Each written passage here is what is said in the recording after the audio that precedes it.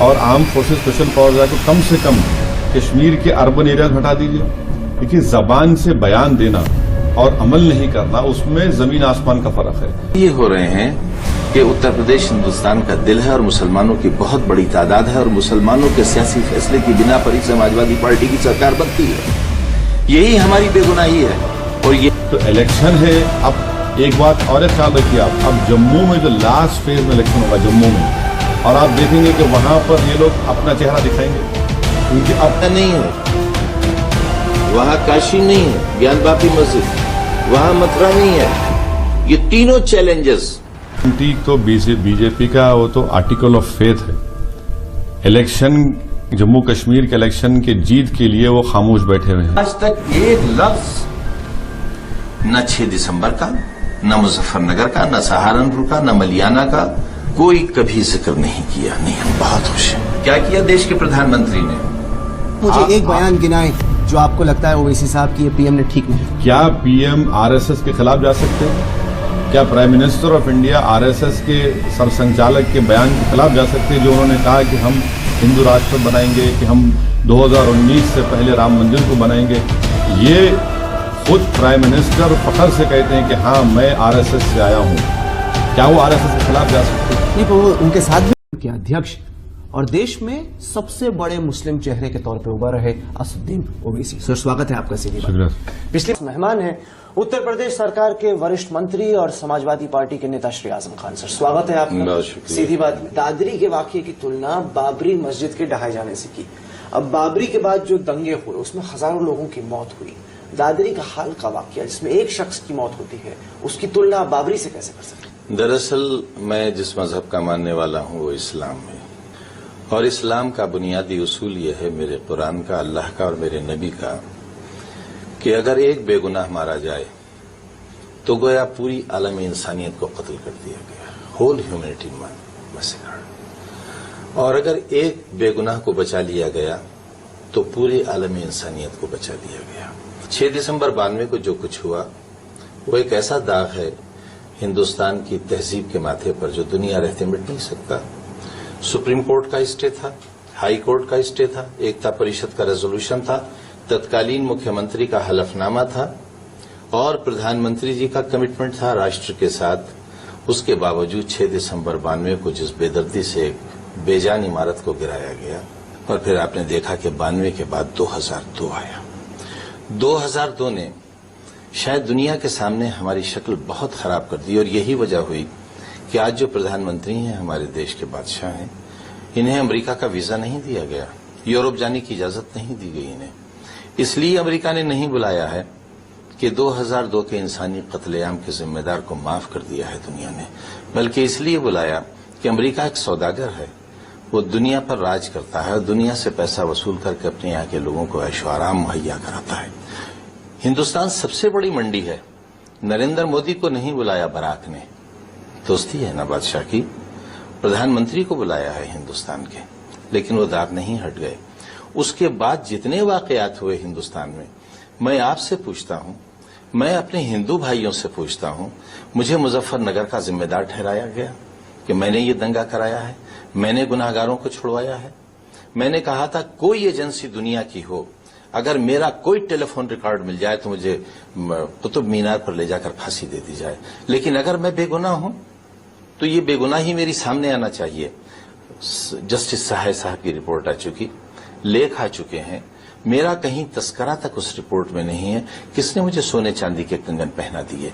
मुल्क हमारा भी है, हमारे अजदाद ने भी कुर्बानियां दी। सबसे पहला गाय के ज़बीहे पर अगर पाबंदी लगाई किसी ने तो मुसलमान बादशाह बाबर थे।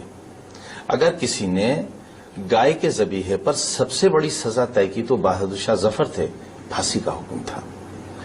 आज उस कौम को जिसने टीपू सुल्तान पैदा किया, बहादुर शाह जफर पैदा किया, अशफाकुल्लाह खां पैदा किया, अब्दुल हमीद पैदा किया, मौलाना मोहम्मद अली जौहर, शौकत अली, मौलाना अबुल कलाम आजाद जैसे लोग पैदा किए, अबुल कलाम जैसा राष्ट्रपति और मिसाइल मैन पैदा किया, आप उसे कहते हैं हो, गद्दार हो, देशद्रोही हो? दुख नहीं होगा? कहा था, मुझे याद है कि मोदी अगर प्रधानमंत्री बनते हैं तो देश के लिए अच्छा नहीं होगा, देश बट सकता है, जो सोशल फैब्रिक है वो टूट सकता है। 6 महीने हो गए जब आप देखते हैं इस 6 महीने के कार्यकाल को? क्या आपको लगता है कि जो आपने सोचा था, जो आपकी आशंका थी, वो गलत थी? नहीं, बिल्कुल नहीं, वो बिल्कुल सही है। मैं आज भी अपनी उस बात पे कायम हूं कि जो उनके मिनिस्टर का बयान आया वो खुद क्या कहता है कि इस जबान में लोग बात कर रहे हैं। माफी भी मांगी मिनिस्टर ने। ठीक है। दूसरा ये कि अलीगढ़ मुस्लिम यूनिवर्सिटी जहां पर नौजवान बच्चे पढ़ते हैं, ज्यादा तादाद मुसलमानों की है, वहां पर एक कंट्रोवर्सी क्रिएट करना, और ऐसे शख्स के बारे में जिसने अटल बिहारी वाजपेयी को इलेक्शन में हराया था और वो ग्रेट फ्रीडम फाइटर थे। तीसरा, प्राइम मिनिस्टर का 15 अगस्त के दिन लाल किले से कहना कि मुझे 10 साल का मोरेटोरियम दो, और फिर साक्षी महाराज का बयान के पूरे मदरसे टेररिस्ट फैक्ट्रीज हैं, फिर लव जिहाद, तो इस तरह फिर आरएसएस का यह बयान कि ये हिंदू राष्ट्र अब बनाएंगे और 2019 से पहले हम राम मंदिर बना देंगे। तो ये चीजें हैं, ये तो मुल्क फैसला करेगा क्योंकि अवाम ने इनको वोट दिया। हमारी राय जो थी आज भी वो कल भी रहेगी। अब ये तमाम बातें जो निकलकर सामने आ रही हैं सर, लेकिन एक सिर्फ गोश्त खाने की अफवाह पर एक इंसान की जान ले ली गई, ये नफरत क्यों है आखिर? सर, पर कानून व्यवस्था तो आपके जिम्मे है, समाजवादी पार्टी की सरकार है। अगर आपके से संभल नहीं रहा तो गलती तो सर आपकी है, आप दूसरों को दोष देते हैं। संभलने की नहीं है, भीड़ जमा हो गई। इतनी भीड़ जमा हो जाए और प्रशासन को पता न हो, षड्यंत्रकारी एक इबादतगाह से ऐलान करें, भीड़ जमा हो, और इससे पहले कि फोर्स वहां पहुंचे, इससे पहले कुछ मिनट तो लगेंगे, 15-20 मिनट तो लगेंगे, घंटा आधा घंटा तो लगेंगे। एक चौकी की पुलिस, 4 पुलिस वाले, 3 पुलिस वाले तो इतने बड़े माप को कंट्रोल नहीं कर लेंगे जितना बड़ा माप वहां जमा हो गया था। क्या करेगी सरकार? जब समाज ही तय कर लेगा, जब यहां के बहुसंख्यक ही तय कर लेंगे कि अल्पसंख्यक को नहीं रखना है, तो कैसे रह लेंगे? पर सर, ये सारे दंगे उत्तर प्रदेश में क्यों हो रहे हैं? अगर आप पिछले 5 साल के आंकड़े निकाल के देखें तो आंकड़े दिखाते पिछले हैं कि 5 साल के ही नहीं ना, सबसे ज्यादा दंगे, सबसे ज्यादा कम्युनल इंसिडेंट सारे उत्तर प्रदेश में हो रहे हैं। इसलिए हो रहे हैं कि उत्तर प्रदेश हिंदुस्तान का दिल है और मुसलमानों की बहुत बड़ी तादाद है, और मुसलमानों के सियासी फैसले की बिना पर ही समाजवादी पार्टी की सरकार बनती है। यही हमारी बेगुनाही है और यही सबूत है जालिमों के खिलाफ हमारा। यही सबूत है कि जैसे ही हमारी सरकार बनती है, उन्हें मालूम है कि सरकार को खत्म करने का सिर्फ एक तरीका हो सकता है, नफरत का। नहीं, क्योंकि केरल में भी बहुत सारे मुसलमान हैं, असम में भी बहुत सारे मुसलमान हैं, लेकिन वहां पर भी विपक्ष की सरकारें, वहां अयोध्या नहीं है। 3 वाक्य हुए हैं सर, वहां अयोध्या नहीं है। 176 मौतें हुई हैं 2007। वहां अयोध्या नहीं है, वहां काशी नहीं है, ज्ञानवापी मस्जिद, वहां मथुरा नहीं है। ये तीनों चैलेंजेस उत्तर प्रदेश में है। कहां मुकाबला कर रहे हैं आप? उत्तर प्रदेश की नफरतों से केरल की सभ्यता का कहां मुकाबला करें? आप कुछ एक चीजें गिना रहे हैं, दूसरी तरफ अगर हम देखें तो एफ्सपा पर बयान, आर्टिकल 370 पर बयान, राम मंदिर पर बयान, कहीं ना कहीं बीजेपी ये दर्शाने की कोशिश कर रही है कि कम से कम पहले 5 साल में फोकस पूरा गवर्नेंस पर है, ग्रोथ पर है, डेवलपमेंट पर है, और किसी भी तरह के हिंदुत्व एजेंडे पर नहीं। 370 तो बीजेपी का वो तो आर्टिकल ऑफ फेथ है। इलेक्शन, जम्मू कश्मीर के इलेक्शन के जीत के लिए वो खामोश बैठे हुए हैं। कम से कम विवादास्पद मुद्दे किनारे तो किए। नहीं, ये पॉलिटिकल सियासी फायदे के लिए, चंद दिन के लिए इस तरह की बातें करना, वो तो आवाम की आंखों में धूल झोंकने के बराबर है। एफ्सपा के बारे में बात कर रहे हैं तो फिर आप लेके आइए पार्लियामेंट में बिल, और आर्म फोर्सेस स्पेशल पावर को कम से कम कश्मीर के अर्बन एरियाज में हटा दीजिए। देखिए, जबान से बयान देना और अमल नहीं करना, उसमें जमीन आसमान का फर्क है। तो इलेक्शन है। अब एक बात और ख्याल रखिए आप, अब जम्मू में जो लास्ट फेज में इलेक्शन होगा जम्मू में, और आप देखेंगे कि वहां पर ये लोग अपना चेहरा दिखाएंगे, क्योंकि अब कश्मीर में वैली में इलेक्शन है, अब लास्ट फेज जम्मू में होगा, लद्दाख में होगा, तो वहां पर आप देखिए नाकामी है कि आप उसको, नफरत को इंसानियत में नहीं बदल पाए। नहीं, हमारी नाकामी नहीं है। कोई प्रशासन नफरत और मोहब्बत का ठेका नहीं लेता है, इसका ठेका समाज लेता है। प्रधानमंत्री जी जिस तरह के भाषण कर रहे हैं, वक्तव्य दे रहे हैं, उससे क्या अंजाम होगा? यदुवंशी के मुंह में शैतान, यदुवंशियों को उकसाया गया है और कहा पहचानो ये शैतान कौन है। उनका इशारा लालू जी की तरफ नहीं था, उनका इशारा उन पर था जिनसे वो बहुत नाराज हैं। चौथे भाषण में आप प्रचारक हो गए, हिंदू मुस्लिम इत्तेहाद की दुहाई देने लगे क्योंकि आपको भारत के राष्ट्रपति का संदेश मिला था, और संदेश ये मिला था कि आप देश का माहौल खराब कर रहे हैं। तो आप कह रहे हैं कि राष्ट्रपति प्रणब मुखर्जी की तरफ से उन्हें तो प्रधानमंत्री नरेंद्र मोदी को फोन गया कि आप गलत बयान दे रहे संदेश हैं, गया। संदेश का कोई भी तरीका हो सकता है, और उसके चक्कर में पीएम प्रेशर में आया, उन्होंने ये कहा। फिर क्या हुआ? फिर क्या हुआ? क्या सारी दुनिया ने टेलीविजन पर राष्ट्रपति को बोलते नहीं देखा? प्रोटेस्ट दर्ज कराते नहीं देखा? अखबार आज भरे पड़े हैं राष्ट्रपति के एहसास से, क्या पूरी दुनिया ने ये नहीं देखा? मैं अगर यूएनओ जाने की बात कर रहा हूं तो कुछ जाहिल ये कह रहे हैं कि मैं देशद्रोही हो गया। क्यों सर? आप हिंदुस्तान में कानून व्यवस्था है, सुप्रीम कोर्ट है, हाई कोर्ट है, पुलिस है, ये पुलिस आपको भी रिपोर्ट करती है उत्तर प्रदेश में, इन सब के आप क्यों नहीं बैठते? 6 दिसंबर 92 को कहाँ थे ये सब? मुजफ्फरनगर में जो कुछ हुआ, कहाँ थे ये सब? कहाँ थे जब ये मारा जा रहा था बेगुनाह? सब मुजफ्फरनगर में जब भी हुआ आप ही पुलिस में थे ना, आप ही लोग तो समाजवादी पार्टी सरकार इसका चला रहे मतलब हो। ये हुआ कि यूएनओ गाली हो गया। अगर यूएनओ गाली है तो भारत अपनी सदस्यता नहीं, पर कम से कम आप ये मानेंगे जैसे राम मंदिर का मुद्दा है या फिर तमाम वो जो बड़े ही विवादास्पद मुद्दे हैं जिसको लेकर आपकी आशंका थी, उन पर प्रधानमंत्री खुद कम से कम आगे नहीं बढ़ रहे हैं। नहीं, देखिए, बीजेपी में डिवीजन ऑफ लेबर है, आरएसएस है, बीजेपी है, विश्व हिंदू परिषद है और बजरंग दल है। इनके क्या ऑर्गेनाइजेशन है? तो बीजेपी एक पॉलिटिकल विंग है। बीजेपी अपने सियासी मफाद के लिए इस तरह के एम्बिगुअस स्टेटमेंट देगी लोगों को कंफ्यूज करने के लिए, मगर विश्व हिंदू परिषद, आरएसएस तो वो तो बराबर वो पुरानी बातें कह रही है। प्रदेश तो पीएम चला रहा है। आप पीएम का मुझे एक बयान गिनाएं जो आपको लगता है ओवैसी साहब की ये पीएम ने ठीक नहीं। क्या पीएम आरएसएस के खिलाफ जा सकते?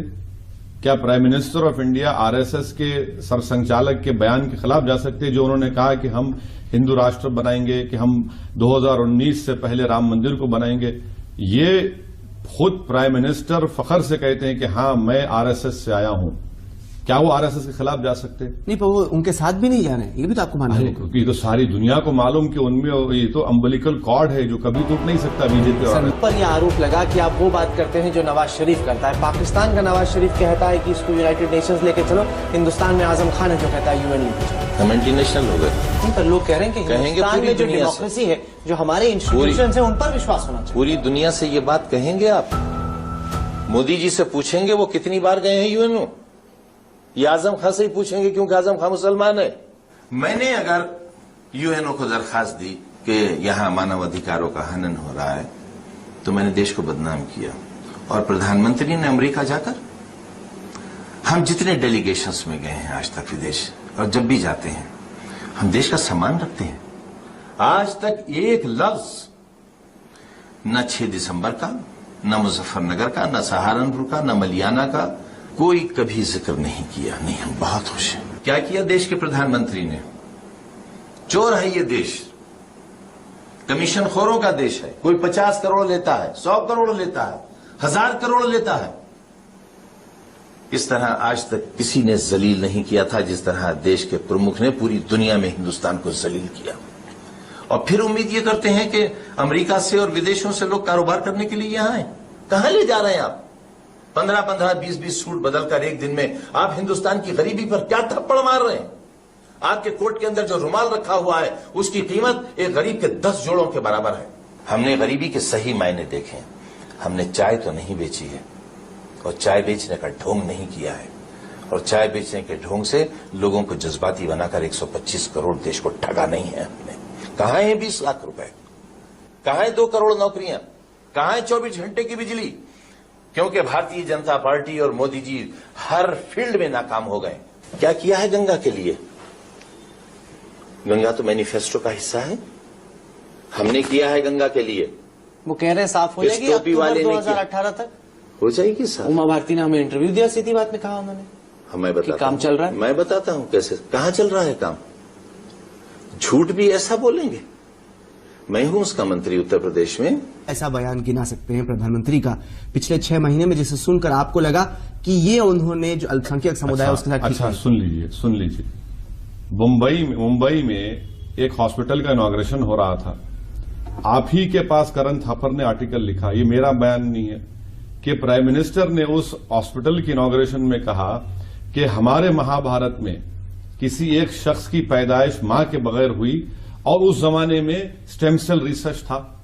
प्राइम मिनिस्टर ने कहा कि एक शख्स को सर काटकर किसी का सर लगा दिया गया, प्लास्टिक सर्जरी थी। हमारा कॉन्स्टिट्यूशन ये कहता है आर्टिकल 51 के एक साइंटिफिक टेम्परामेंट पैदा करना। मेरा सवाल कुछ और था, आपका जवाब देखिए मुझे मुकम्मल करने दीजिए। मैं आपसे पूछना चाह रहा हूं कि क्यों बार बार प्राइम मिनिस्टर इस तरह के बयानात देते हैं। दूसरी बात, जापान गए, जापान तो एक बुद्धिस्ट मुल्क है और हिंदुस्तान जो है वो तो बुद्धिज्म का यहां पर रहा है, पला बड़ा। आप वहां पर बुद्धिस्ट टेम्पल में जाकर गीता देते, आप कोई बुद्धिस्ट के आर्टिफैक्ट दे सकते थे। सुनिए और एक तीसरी, मैं आपको गिना रहा हूं, आप कबूल नहीं करें तो अलग बात है। तीसरी बात कुछ और गुना नहीं, सवाल था वो नहीं गिना। नहीं, बिल्कुल। तीसरी बात, न्यूयॉर्क में तकरीर करते हुए प्राइम मिनिस्टर ने कहा कि 1200 साल की गुलामी से हमको आजादी मिली। ये 1200 साल की गुलामी क्या है? हमको तो मुल्क आजाद हुआ 47 में। प्राइम मिनिस्टर ये कह रहे हैं कि 650 साल अगर मुगल हुकूमत किए, उससे पहले लोधी थे, तो क्या वो पूरी गुलामी की थी? देखिए, इस तरह के बयानात आ रहे हैं। और फिर बंगाल में ये कहना कि ये पूरे मदरसे एंटी नेशनल है, क्या पैगाम जा रहा है? क्या टोपी वाले ने 2018 तक हो जाएगी सर? उमा भारती ने हमें इंटरव्यू दिया, सीधी बात में कहा उन्होंने। मैं बताता काम चल रहा है। मैं बताता हूं कैसे, कहां चल रहा है काम। झूठ भी ऐसा बोलेंगे। मैं हूं उसका मंत्री उत्तर प्रदेश में, मुझसे ऐसा कहेंगे। और आज जो भी कुछ है बनारस में, गलियां, सारी गलियां इंटरलॉकिंग, और चैलेंज था मेरे लिए पिछली सरकार में वाटर सिस्टम को चेंज करना, पाइपलाइन को चेंज करना। बनारस जैसे शहर में जहां गलियां इतनी पतली हैं कि आदमी सीधा गुजर नहीं सकता, हमने 100% पाइपलाइन चेंज की, सीवर सिस्टम वहां पर कायम किया, हमने एसटीपीज बनाए। आज बेशतर पानी रोका जाता है, गंदा नहीं होता। गंगा गंदी नहीं होती, गंगा हमसे गंदी नहीं होती है। गंगा गंदी होती है उन गोश्त के कारखानों से जहां 24 लाख टन गोश्त काटा जाता है, बीफ काटा जाता है। सबसे बड़े एक्सपोर्टर हम हैं इस वक्त पूरी दुनिया में। ब्राजील नंबर 2 पर रह गया है। देंगे जवाब प्रधानमंत्री इसका? आदित्यनाथ जी देंगे जवाब इसका कि इसका लहू कहां जाता है? अब सरकार कह रही है कि इसमें हम गंगा के बारे में आपको बतला दें। गंगा को जितना भी साफ किया है हमने किया है, इस टोपी वाले ने। महाकुंभ में एक बूंद पानी की गंदी नहीं गई है गंगा में। चांदी की तरह पाक साफ पानी था, ये इस टोपी वाले ने किया है। चैलेंज था पूरी दुनिया के सामने। हज में देखा आपने कितने लोग थे? 30 लाख 35 लाख, कितने बड़े 2 हादसे हुए। कुंभ में 2 करोड़ लोग थे। उनको लाना, उनको ठहराना, उनकी बिजली का इंतजाम, खाने पीने का इंतजाम, उनके टॉयलेट्स का इंतजाम, उनकी सवारियों का इंतजाम, उनके वापस जाने का इंतजाम इस टोपी वाले ने किया था। 2 करोड़ लोगों का, और किसी के खरोच नहीं आई थी। गंगा कैसे साफ करेंगे? मीटिंग हुई भारत सरकार में हमारे अधिकारियों की। फिर सेक्रेटरी महोदय हमसे मिलने आए।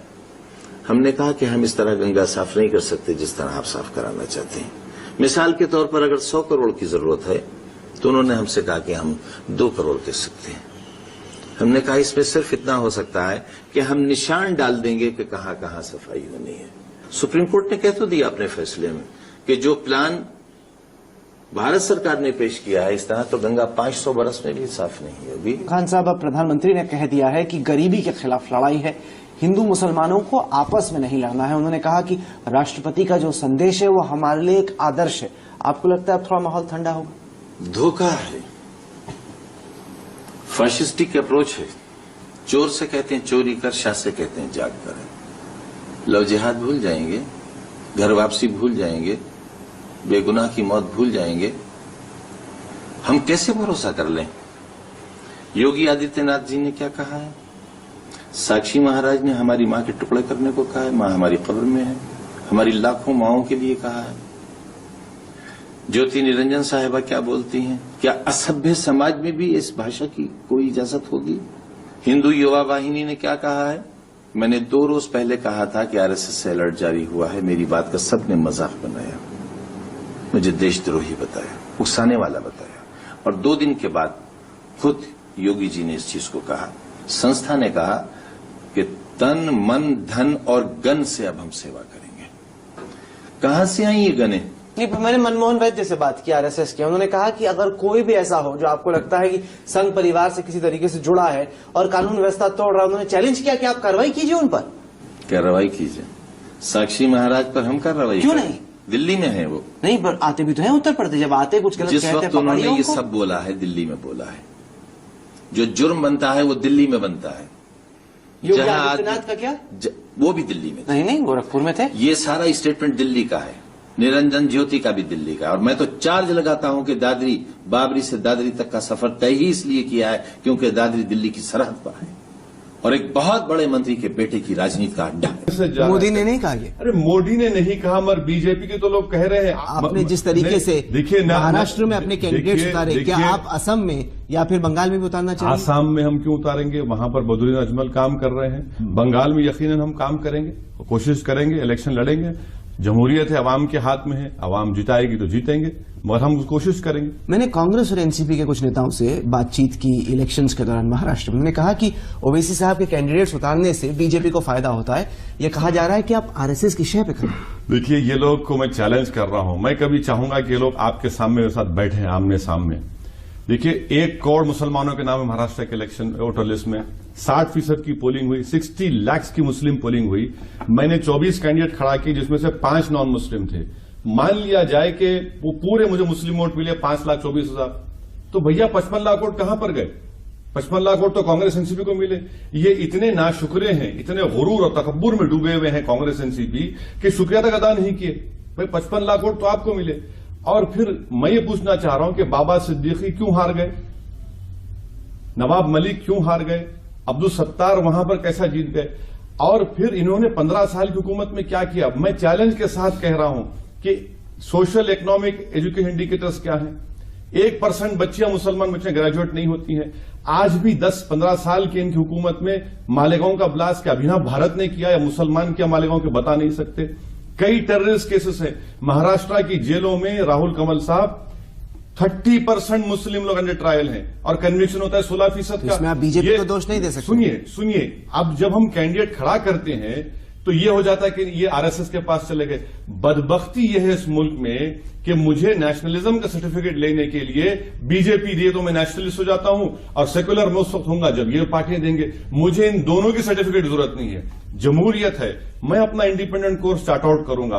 और अगर अवाम के ऊपर मुनसिर है, अरे भाई आपकी वजह से बीजेपी 280 सीट जीत गई, मैं जिम्मेदार हूं।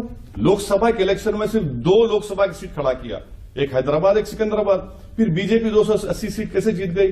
आपका वोट चला गया, तो वो कम्युनलिज्म नहीं है। और जब मुसलमान बोलते हैं नहीं मैं अपनी पॉलिटिकल रिप्रेजेंटेशन को इजाफा करूंगा और डेवलपमेंट विद डिग्निटी चाहूंगा, तो फौरन कहेंगे कि आरएसएस से हम मिल गए हैं। नहीं, आप पर तो ये कहा गया कि आरएसएस आपको फंड करता है। अरे कोई प्रूफ तो बता दे, कोई प्रूफ तो बता दे।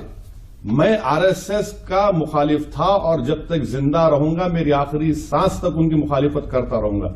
मगर ये जो इल्जाम लगाए जा रहे हैं, क्योंकि इनको नजर आ रहा है अपनी तबाही और बर्बादी नजर आ रही है उनको, इसीलिए इस तरह के बेवजह इल्जाम लगा रहे हैं। प्रूफ तो बता दीजिए भाई। पूरे लोकसभा के इलेक्शन में 2 सीट मैं खड़ा करता हूं, 280 पे बीजेपी जीत जाती है, तो फिर वो क्या, वो भी आरएसएस से मिलिए थे क्या? ये तमाम पार्टी के जीत जाओ, महाराष्ट्र में 42 सीट जीत गए लोकसभा के, चौतरफ जीत गए, तो फिर उनका वोट कहां पर गया? अच्छा सर, मुझे ये बताएं कि समाजवादी पार्टी ने बिहार में चुनाव लड़ने का फैसला किया है, क्या आपको लगता है कि यह फैसला सही? तो देखिए, बहुत से फैसले ऐसे होते हैं जिन पर हमारी टिप्पणी नहीं हो सकती, और वो इसलिए नहीं हो सकती कि हमारी सूझबूझ, हमारे तजर्बे हमारे नेताजी से कम है। बज़ाहिर कुछ चीजें हमें ऐसी लगती हैं कि इससे नुकसान होगा, लेकिन मुझे तो अंदाजा ये है कि बिहार में सेकुलर ताकतें बहुत मजबूती से इलेक्शन लड़ रही हैं और फाशिस्ट ताकतों को बहुत नुकसान। उससे जो यंग लोग हैं कुछ हद तक 8%, 10% बीजेपी की तरफ बढ़ते नजर आ रहे हैं। महाराष्ट्र के चुनाव में भी हुआ, लोकसभा के चुनाव में भी हुआ। बीजेपी ये आरोप लगाती है कि आप जैसे नेता डरते हैं कि अगर कहीं आपका मुस्लिम वोट बैंक टूट गया, और मोदी जो बार बार विकास की बात करते हैं उसमें आके उन्होंने बीजेपी को वोट दिया, तो आप लोगों की दुकान बंद हो जाएगी। सर, वोट डालने का इख्तियार तो सबको है, मैं किसी को रोक नहीं सकता, मैं किसी को रोक नहीं सकता। ये जमहूरियत की खूबी है और उसकी खूबसूरती है कि लोगों का इख्तियार है जिसको जाके वोट डालें। ये इल्जाम बेबुनियाद है। हम ये पूछना चाह रहे कि 440 में 8 मुसलमानों को बीजेपी ने खड़ा किया, क्यों हार गए भैया? शाहनवाज हुसैन क्यों हार गए? क्यों नहीं कामयाब कर सके शाहनवाज हुसैन को? और दूसरे 7 की जमानत जब्त हो गई, हम क्यों रोकेंगे? आवाम खुद जानती है बीजेपी की जो आइडियोलॉजी की बात की है, जमाना ये कहता है कि नेताजी के इस फैसले से बीजेपी को फायदा ज्यादा, नीतीश और लालू को नुकसान ज्यादा। इसमें जमाना कुछ कह ही नहीं रहा। आपको लग रहा है फ्लॉप हो जाएगी ये कोशिश? जमाने के सामने सिर्फ एक सवाल है कि फाशिस्ट ताकतों को शिकस्त होना चाहिए। कुल मिला के मतलब ये निकला कि आपके हिसाब से सपा का बिहार में चुनाव लड़ने का फैसला शायद गलत था। नहीं, मैं ये नहीं कह सकता। लगभग यही कह रहा है। नहीं, मैं न संकेत लगभग तो आपने यही दिए। नहीं, बस लेकिन मेरा कहना यह है कि वहां फाशिस्ट ताकतों को इसलिए शिकस्त होना चाहिए क्योंकि पूरे मुल्क के मुस्तकबिल का फैसला करेगा। हिंदुस्तान कैसा होगा ये बिहार तय करेगा। जम्मू कश्मीर के असेंबली में हमने देखा कि बीजेपी के एमएलए ने मार पिटाई की इंजीनियर रशीद के साथ, जो कि एक इंडिपेंडेंट एमएलए हैं, क्योंकि इंजीनियर रशीद ने एक बीफ पार्टी की। बातें दोनों गलत है। हमारे लिए गाय का ज़बीहा इसलिए भी मुनासिब नहीं है कि अगर किसी मजहब के लोगों का दिल दुखता है उससे तो हमें नहीं खाना चाहिए, नहीं करना चाहिए। ये वो गुनाह होगा जिसे अल्लाह भी माफ नहीं करे। बात तो ये भी सामने आएगी कि बीफ के बड़े कारखाने, मैं कब से कह रहा हूं, बरसों हो गए मुझे कहते हुए कि केंद्र सरकार रोक लगाए। अल कबीर लगता है मुसलमानों का, इस्लाम का कोई बहुत बड़ा परचम है, मुसलमानों के कारखाने हैं, जैन भाइयों के हैं। 90% कारखाने, 80% कारखाने लगभग गैर मुस्लिमीन के हिंदू भाइयों के हैं। मैंने कृषि राज्य मंत्री संजीव बालियान का इंटरव्यू किया। उन्होंने कहा कि उत्तर प्रदेश में काउ स्लॉटर हो रहा है, गाय को बताएंगे उनकी पार्टी के कितने लोगों के कारखाने हैं, या मैं लिस्ट दूं? आप कह रहे हैं कि बीजेपी नेताओं के कारखाने हैं? जी, वो लिस्ट भी दूंगा आपको। ये जो प्रधानमंत्री ने बहुत कड़ा रवैया अपनाया है पाकिस्तान पर, आपका मानना है कि क्या वो ठीक है, या आपको लगता है कि जो अमन की कोशिश उन्होंने की थी नवाज शरीफ को दिल्ली बुला के, उसी को आगे बढ़ाना चाहिए? देखिए, हिंदुस्तान ऐसा मुल्क है दुनिया में जहां अतराफ में इनस्टेबल नेबर्स हैं हमारे तरफ में, और हम इन नेबर्स को विश ऑफ भी नहीं कर सकते। और फिर हम इस बात का भी इकरार हमको करना है कि हमारे बॉर्डर पर फायरिंग हुई, कई मासूम लोग मारे गए, हमारे फौजी शहीद हुए। तो मगर आगे हमको ये देखना है कि कैसे हम इस टेंशन को कम कर सकें, क्या बातचीत कर सकें। अच्छा हुआ प्राइम मिनिस्टर ने खैर हाथ तो मिलाया उनसे, आखिरी दिन से ही सार्क में हाथ तो मिलाया उनसे। अब देखते हैं कि यहां से बातचीत कहां पर, किस लेवल पर जाएगी, ये देखना पड़ेगा हमको। हमने आईसिस का खतरा देखा हैदराबाद में, कुछ युवाओं को इंटरनेट के जरिए लुभाने की कोशिश की। आपके हिसाब से क्या करना चाहिए मोदी सरकार को, इस देश के नेताओं को, ताकि जो हमारी जमहूरियत है वो भटके ना और आईसिस के रास्ते ना? देखिए, आईसिस जो मसला है ये मुसलमानों ने खुद, बड़े बड़े स्कॉलर्स ने, और मैंने खुद ओपनली इनके बारे में कहा कि ये इनका इस्लाम से कोई ताल्लुक नहीं है, ये इस्लाम के नाम पर धब्बा है, ये मासूम लोगों का कत्ल कर रहे हैं। और मैं पिछले 6-8 महीने से बराबर से कंडेम कर रहा हूं, और हम हरगिज ये नहीं चाहेंगे कि ऐसी ताकतें जो मुल्क की सालिमियत के लिए खतरा है, हम यकीनन हम साथ रहकर एक होकर इनसे मुकाबला करेंगे। तो और नौजवानों से भी हम बार बार ये कह रहे कि अगर आपको जिहाद करने का इतना शौक है तो आओ, गरीबी है मुसलमानों में, उसके खिलाफ जिहाद करो। जहालत है, कई बच्चे पढ़ नहीं सक रहे, उनको पढ़ाओ, जमहूरियत में आओ। क्यों कुछ हद तक कम से कम आईसिस कामयाब हो रहा है हिंदुस्तानी मुसलमानों? नहीं, 3-4 लड़के गए, उसमें से एक तो वापिस आ गया और आकर क्या कह रहा है कि उसको गोली लगी और किस तरह से उसका बर्ताव किया। बहुत अच्छा हुआ कि मालूम हो रहा सब लोगों को कि किस बर्बरियत का उन्होंने मुजाहरा किया। क्या आपको लगता है कि अगले 4.5 साल में अच्छे दिन का वायदा प्रधानमंत्री मोदी न केवल अपने वोटर्स के लिए बल्कि पूरे देश के लिए पूरा? राहुल कंवल साहब, आप याद रखिए 4.5 साल के बाद जब इलेक्शन होंगे, आप और हम बैठेंगे और राहुल कंवल जब अवाम में जाकर अपनी उस लाल बस को लेकर जाएंगे, आपके इलेक्शन एक्सप्रेस को, तो हर अवाम से एक ही आवाज आएगी, मेरे 15 लाख कहां पर हैं बताइए मोदी जी। 15 लाख लाना पड़ेगा। ये बात जिस तरह यूपीए को वो जो 2G स्कैम के बाद 75,000 करोड़ का धब्बा पड़ गया था, हर अवाम में बात चलेगी 75,000 करोड़, 75,000 करोड़। अब यही बात सारे हिंदुस्तान में फैल रही है कि 15 लाख। तो 2019 में मोदी जी को जानना चाहिए कि लोग कहेंगे कि अब की बार 15 लाख, तो 15 लाख लाना पड़ेगा। आपकी अपनी पार्टी के क्या प्लान है? महाराष्ट्र में आपने कैंडिडेट उतारे, हैदराबाद आपका गढ़ है, इसके बाद आगे एआईएम के लिए क्या? हम लोग कोशिश करेंगे, उत्तर प्रदेश जाएंगे। उत्तर प्रदेश में हम सीरियसली कंटेस्ट करेंगे। और वहां के उत्तर प्रदेश की आवाम तंग आ चुकी है। ये सो कॉल्ड लोहिया के चाहने वाले, ये कैसे लोहिया के चाहने वाले हैं कि नाम तो राम मनोहर लोहिया इतने बड़े लीडर थे, उनका नाम लेते, मगर उनके जो प्रैक्टिस है कि 75 फीट का केक काटते हैं। ये अब यूपी में पर अब तक कोई भी मुस्लिम पार्टी उत्तर प्रदेश में कामयाब नहीं हो पाई, कईयों ने कोशिश की है। हम कोशिश करेंगे, कामयाबी और नाकामी वो तो अल्लाह के हाथ में, जमहूरियत है, हम जरूर कोशिश करेंगे। और हम सिर्फ मुसलमानों की नहीं बल्कि हम तो चाहेंगे कि दलित तबके को भी साथ लेकर काम करेंगे। जमहूरियत है, मगर हम यकीनन उत्तर प्रदेश में काम करेंगे, क्योंकि लोग तंग आ चुके हैं समाजवादी पार्टी के मिसरूल की वजह से, उनके झूठे वादों की वजह से। आपने हमें वक्त दिया ओवैसी साहब, इसके लिए आपका बहुत बहुत शुक्रिया। तो ये थी असदुद्दीन ओवैसी से आज आपने हमें वक्त दिया, इसके लिए आपका बहुत बहुत धन्यवाद। तो ये थी आजम खान से आज की सीधी बात। ये कार्यक्रम आपको कैसा लगा?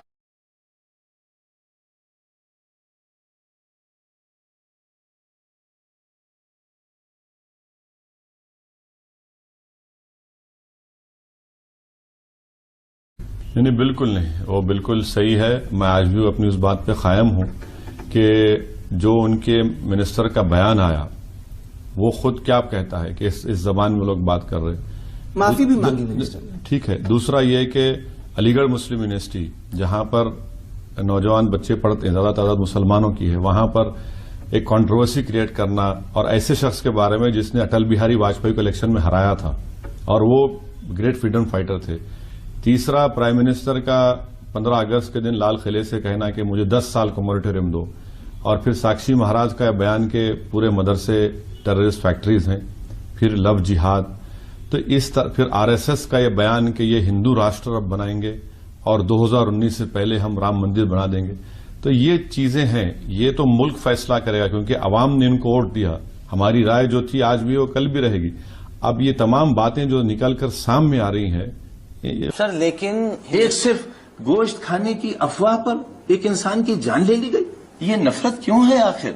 सर, पर कानून व्यवस्था तो आपके जिम्मे है, समाजवादी पार्टी की सरकार है।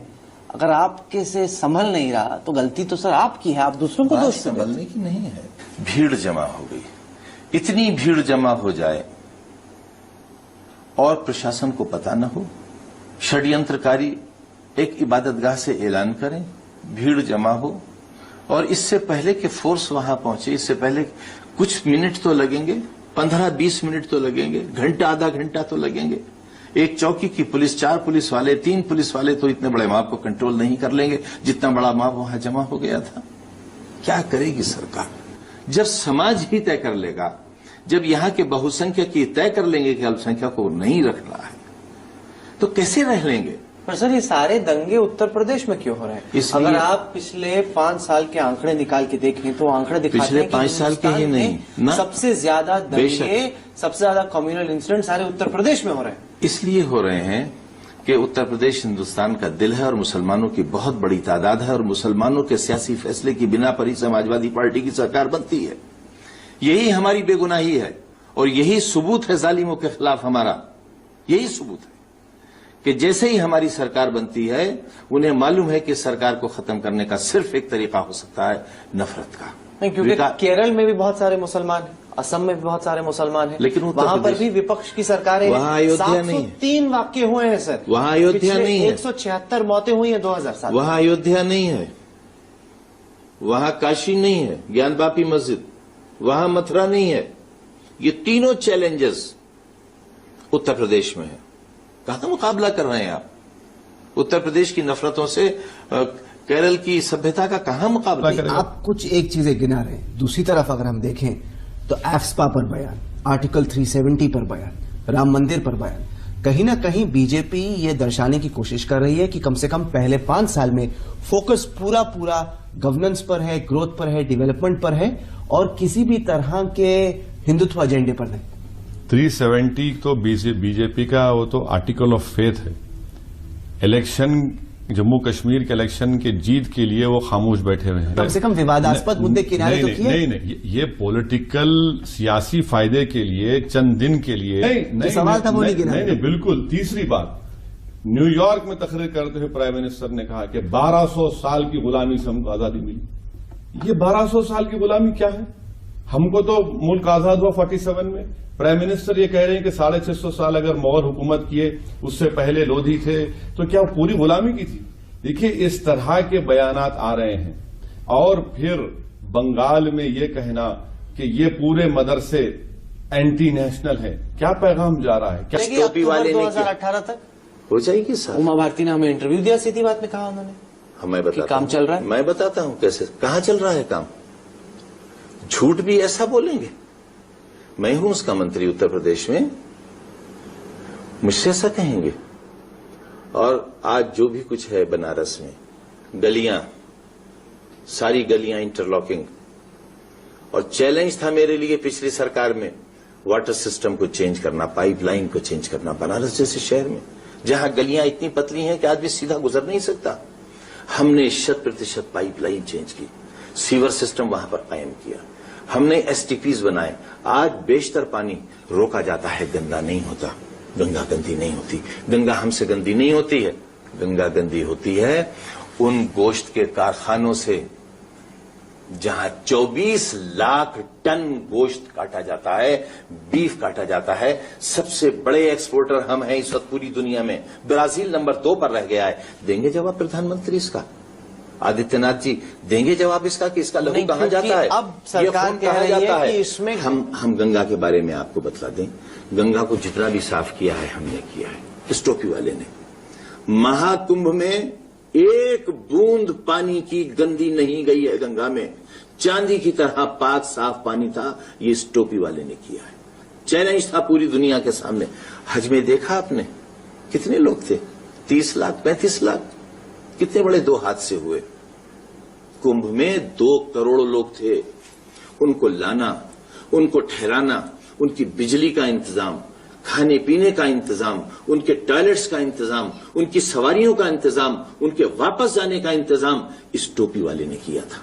2 करोड़ लोगों का, और किसी के खरोच नहीं आई थी। गंगा कैसे साफ करेंगे? मीटिंग हुई भारत सरकार में हमारे अधिकारियों की। फिर सेक्रेटरी महोदय हमसे मिलने आए। हमने कहा कि हम इस तरह गंगा साफ नहीं कर सकते जिस तरह आप साफ कराना चाहते हैं। मिसाल के तौर पर अगर 100 करोड़ की जरूरत है तो उन्होंने हमसे कहा कि हम 2 करोड़ दे सकते हैं। हमने कहा इसमें सिर्फ इतना हो सकता है कि हम निशान डाल देंगे कि कहां कहां सफाई होनी है।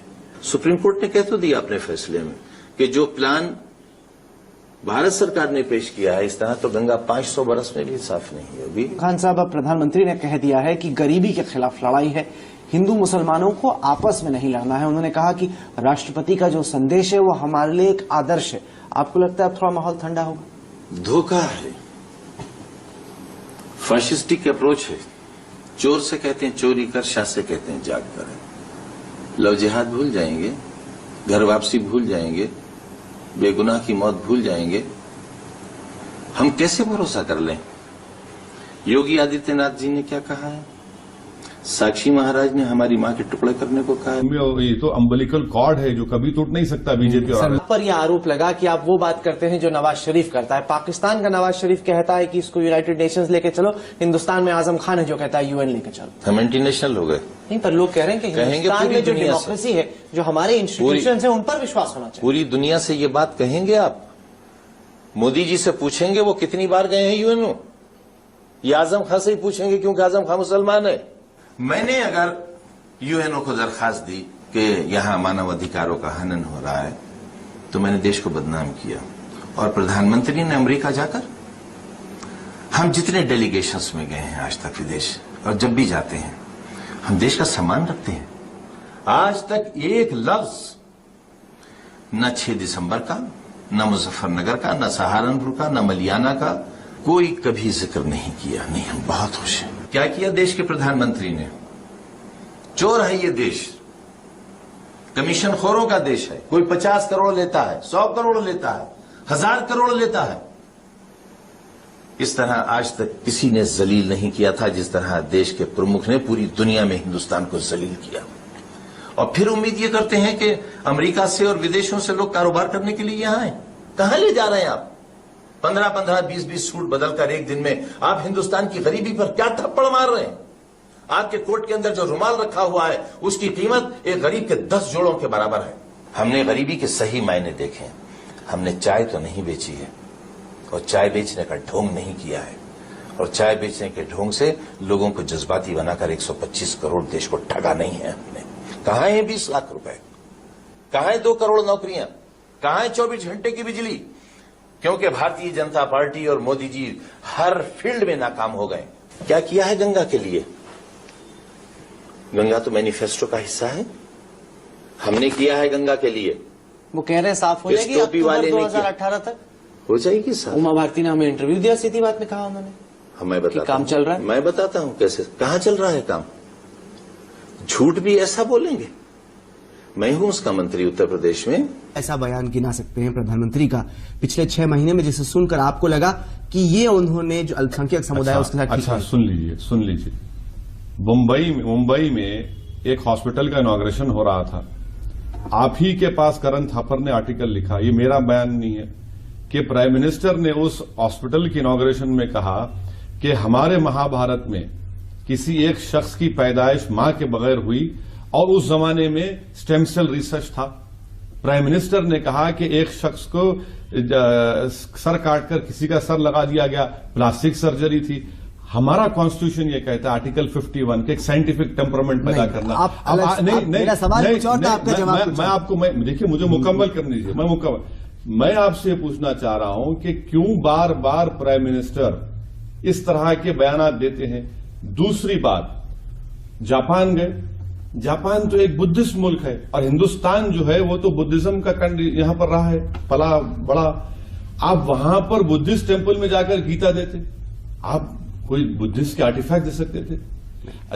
सुनिए और एक मैं आपको गिना रहा हूं, आप कबूल नहीं करें तो अलग बात है। तीसरी बात, कुछ और गुनाह के अध्यक्ष और देश में सबसे बड़े मुस्लिम चेहरे के तौर पर उभर रहे असदुद्दीन ओवैसी। सर स्वागत है आपका सीधी बात। पिछले मेहमान हैं उत्तर प्रदेश सरकार के वरिष्ठ मंत्री और समाजवादी पार्टी के नेता श्री आजम खान। सर स्वागत है आपका सीधी बात में। दादरी के वाकये की तुलना बाबरी मस्जिद के ढहाए जाने से की। अब बाबरी के बाद जो दंगे हुए उसमें हजारों लोगों की मौत हुई। दादरी का हाल का वाकया जिसमें एक शख्स की मौत होती है, उसकी तुलना बाबरी से कैसे कर सकते? दरअसल मैं जिस मजहब का मानने वाला हूं वो इस्लाम है और इस्लाम का बुनियादी उसूल ये है, मेरे कुरान का, अल्लाह का और मेरे नबी का, कि अगर एक बेगुनाह मारा जाए तो गोया पूरी आलम इंसानियत को कत्ल कर दिया गया, होल ह्यूमैनिटी मैसेकर। और अगर एक बेगुनाह को बचा लिया गया तो पूरी आलम इंसानियत को बचा लिया गया। 6 दिसंबर 92 को जो कुछ हुआ वो एक ऐसा दाग है हिंदुस्तान की तहजीब के माथे पर जो दुनिया रहते मिट नहीं सकता। सुप्रीम कोर्ट का स्टे था, हाई कोर्ट का स्टे था, एकता परिषद का रेजोल्यूशन था, तत्कालीन मुख्यमंत्री का हलफनामा था और प्रधानमंत्री जी का कमिटमेंट था राष्ट्र के साथ। उसके बावजूद 6 दिसंबर 92 को जिस बेदर्दी से एक बेजान इमारत को गिराया गया और फिर आपने देखा कि 92 के बाद 2002 आया। 2002 ने शायद दुनिया के सामने हमारी शक्ल बहुत खराब कर दी और यही वजह हुई कि आज जो प्रधानमंत्री हैं हमारे देश के बादशाह हैं, इन्हें अमेरिका का वीजा नहीं दिया गया, यूरोप जाने की इजाजत नहीं दी गई इन्हें। इसलिए अमेरिका ने नहीं बुलाया है कि 2002 के इंसानी कत्लेआम के जिम्मेदार को माफ कर दिया है दुनिया ने, बल्कि इसलिए बुलाया कि अमेरिका एक सौदागर है, वो दुनिया पर राज करता है और दुनिया से पैसा वसूल करके अपने यहाँ के लोगों को ऐशो आराम मुहैया कराता है। हिंदुस्तान सबसे बड़ी मंडी है। नरेंद्र मोदी को नहीं बुलाया बराक ने, दोस्ती है ना बादशाह की, प्रधानमंत्री को बुलाया है हिंदुस्तान के, लेकिन वो दाग नहीं हट गए। उसके बाद जितने वाकयात हुए हिंदुस्तान में, मैं आपसे पूछता हूं, मैं अपने हिंदू भाइयों से पूछता हूं, मुझे मुजफ्फरनगर का जिम्मेदार ठहराया गया कि मैंने ये दंगा कराया है, मैंने गुनाहगारों को छुड़वाया है। मैंने कहा था कोई एजेंसी दुनिया की हो, अगर मेरा कोई टेलीफोन रिकॉर्ड मिल जाए तो मुझे कुतुब मीनार पर ले जाकर फांसी दे दी जाए, लेकिन अगर मैं बेगुनाह हूं तो ये बेगुनाही मेरी सामने आना चाहिए। जस्टिस सहाय साहब की रिपोर्ट आ चुकी, लेख आ चुके हैं, मेरा कहीं तस्करा तक उस रिपोर्ट में नहीं है। किसने मुझे सोने चांदी के कंगन पहना दिए? मुल्क हमारा भी है, हमारे अजदाद ने भी कुर्बानियां दी। सबसे पहला गाय के ज़बीहे पर अगर पाबंदी लगाई किसी ने तो मुसलमान बादशाह बाबर थे। अगर किसी ने गाय के ज़बीहे पर सबसे बड़ी सजा तय की तो बहादुर शाह जफर थे, फांसी का हुक्म था। आज उस कौम को जिसने टीपू सुल्तान पैदा किया, बहादुर शाह जफर पैदा किया, अशफाकुल्लाह खां पैदा किया, अब्दुल हमीद पैदा किया, मौलाना मोहम्मद अली जौहर, शौकत अली, मौलाना अबुल कलाम आजाद जैसे लोग पैदा किए, अबुल कलाम जैसा राष्ट्रपति और मिसाइल मैन पैदा किया, आप उसे कहते हैं हो, गद्दार हो, देशद्रोही हो? दुख नहीं होगा? कहा था, मुझे याद है कि मोदी अगर प्रधानमंत्री बनते हैं तो देश के लिए अच्छा नहीं होगा, देश बट सकता है, जो सोशल फैब्रिक है वो टूट सकता है। 6 महीने हो गए, जब आप देखते हैं इस 6 महीने के कार्यकाल को, क्या आपको लगता है कि जो आपने सोचा था, जो आपकी आशंका थी, वो गलत थी? इस तरह की बातें करना वो तो आवाम की आंखों में धूल झोंकने के बराबर है। एफ्सपा के बारे में बात कर रहे हैं तो फिर आप लेके आइए पार्लियामेंट में बिल, और arm forces special powers act को कम से कम कश्मीर के अर्बन एरियाज में हटा दीजिए। देखिए, जबान से बयान देना और अमल नहीं करना, उसमें जमीन आसमान का फर्क है। तो इलेक्शन है, अब एक बात और ख्याल रखिए आप, अब जम्मू में जो लास्ट फेज में इलेक्शन होगा जम्मू में, और आप देखेंगे कि वहां पर ये लोग अपना चेहरा दिखाएंगे, क्योंकि अब कश्मीर में वैली में इलेक्शन है, अब लास्ट फेज जम्मू में होगा, लद्दाख में होगा, तो वहां पर आप देखिए कि नाकामी है कि आप उसको, नफरत को इंसानियत में नहीं बदल पाए। नहीं, हमारी नाकामी नहीं है। कोई प्रशासन नफरत और मोहब्बत का ठेका नहीं लेता है, इसका ठेका समाज लेता है। प्रधानमंत्री जी जिस तरह के भाषण कर रहे हैं, वक्तव्य दे रहे हैं, उससे क्या अंजाम होगा?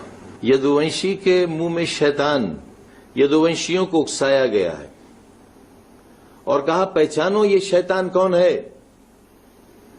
उनका इशारा लालू जी की तरफ नहीं था, उनका इशारा उन पर था जिनसे वो बहुत नाराज हैं।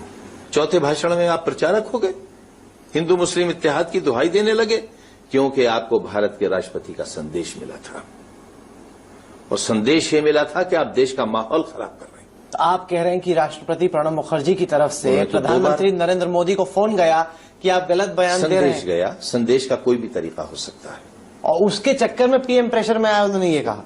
फिर क्या हुआ? फिर क्या हुआ? क्या सारी दुनिया ने टेलीविजन पर राष्ट्रपति को बोलते नहीं देखा, प्रोटेस्ट दर्ज कराते नहीं देखा? अखबार आज भरे पड़े हैं राष्ट्रपति के एहसास से, क्या पूरी दुनिया ने ये नहीं देखा? मैं अगर यूएनओ जाने की बात कर रहा हूं तो कुछ जाहिल ये कह रहे हैं कि मैं देशद्रोही हो गया। क्यों सर? आप, हिंदुस्तान में कानून व्यवस्था है, सुप्रीम कोर्ट है, हाई कोर्ट है, पुलिस है, ये पुलिस आपको भी रिपोर्ट करती है उत्तर प्रदेश में, इन सब के आप क्यों नहीं बैठते? 6 दिसंबर 92 को कहां थे ये सब? मुजफ्फरनगर में जो कुछ हुआ, कहां थे ये सब? कहां थे जब ये मारा जा रहा था बेगुनाह? सब मुजफ्फरनगर में जब भी हुआ, आप ही पुलिस में थे ना, आप ही लोग तो समाजवादी पार्टी सरकार चला रहे हो। मतलब ये हुआ कि यूएनओ गाली हो गया। अगर यूएनओ गाली है तो भारत अपनी सदस्यता नहीं, पर कम से कम आप ये मानेंगे, जैसे राम मंदिर का मुद्दा है, या फिर तमाम वो जो बड़े ही विवादास्पद मुद्दे हैं जिसको लेकर आपकी आशंका थी, उन पर प्रधानमंत्री खुद कम से कम आगे नहीं बढ़ रहे हैं। नहीं, देखिए, बीजेपी में डिवीजन ऑफ लेबर है, आरएसएस है, बीजेपी है, विश्व हिंदू परिषद है और बजरंग दल है, इनके क्या ऑर्गेनाइजेशन है।